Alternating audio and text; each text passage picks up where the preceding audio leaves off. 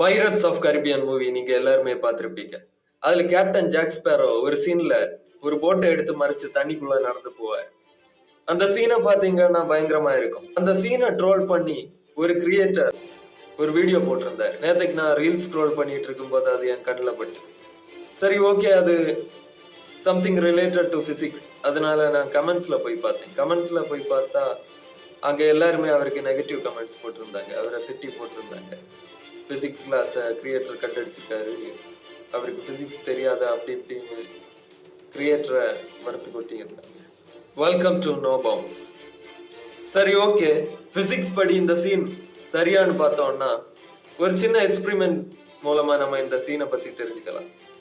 இப்ப என்கிட்ட ஒரு கப்பு இருக்கு. இந்த கப்புக்குள்ள இந்த பேப்பரை சுருட்டி வச்சுட்டு இந்த கப்பை இன்வெர்ட் பண்ணி இந்த பக்கெட்டுக்குள்ளாடி டிப் பண்றேன்.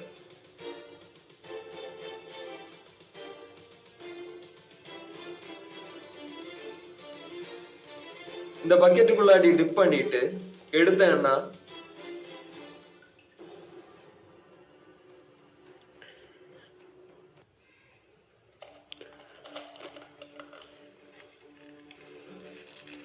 இப்போ இந்த பேப்பர் எந்த தண்ணியுமே படாம ட்ரை ஆயிருக்கு.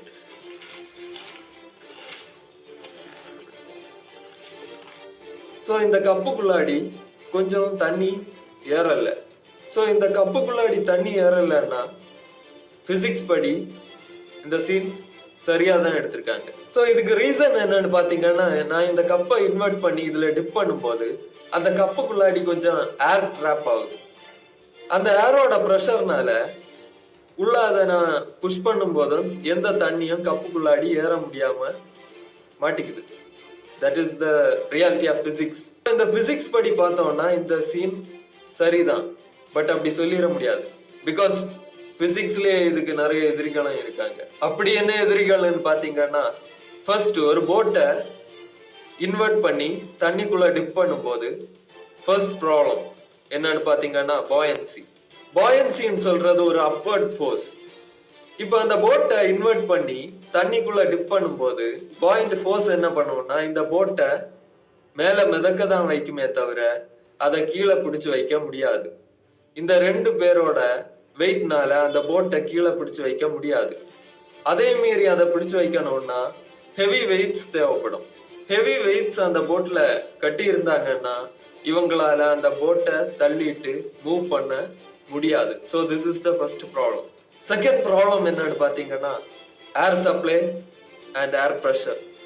இப்போ அந்த போட்டை அவங்க இன்வெர்ட் பண்ணி ஆழமா போக போக இவங்களுக்கு அதுக்குள்ள இருக்கிற ஏர் மட்டும்தான் பிரீத் பண்றதுக்காக இருக்கு. ஸோ அந்த போட்டுக்குள்ள ட்ராப் ஆகிருக்க அந்த ஏர் இவங்களுக்கு பிரீத் பண்றதுக்கு கண்டிப்பா பத்தாது. இவங்க பிரீத் பண்ண பண்ண அது தீந்து போயிடும். அதுக்கு மேல இவங்க தண்ணியில ஆழமா போகும்போது வாட்டரோட ப்ரெஷர் இன்க்ரீஸ் ஆகிட்டே வரும். இந்த வாட்டரோட ப்ரெஷர் இன்க்ரீஸ் ஆக ஆக அது இந்த ஏர் ப்ரெஷரை தாண்டி இந்த போட்டுக்குள்ளாடி ஏற தொடங்கும். அந்த வாட்டர் போட்டுக்குள்ளாடி ஏறும்போது இவங்களுக்கு கண்டிப்பா பிரீத்திங் டிஃபிகல்ட்டி ஏற்படதான் செய்யும்.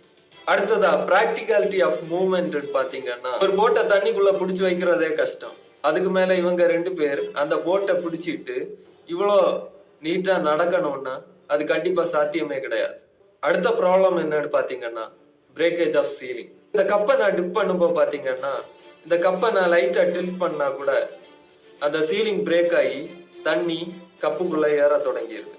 அதே மாதிரிதான் இவங்க போட்டை இன்வெர்ட் பண்ணி நடந்து போகும்போது போட்டோட லைட்டான டில்டிங் மூமெண்ட்ஸ் கூட அதுக்குள்ள தண்ணி ஏறுறதுக்கான வாய்ப்புகளை அதிகப்படுத்தும்.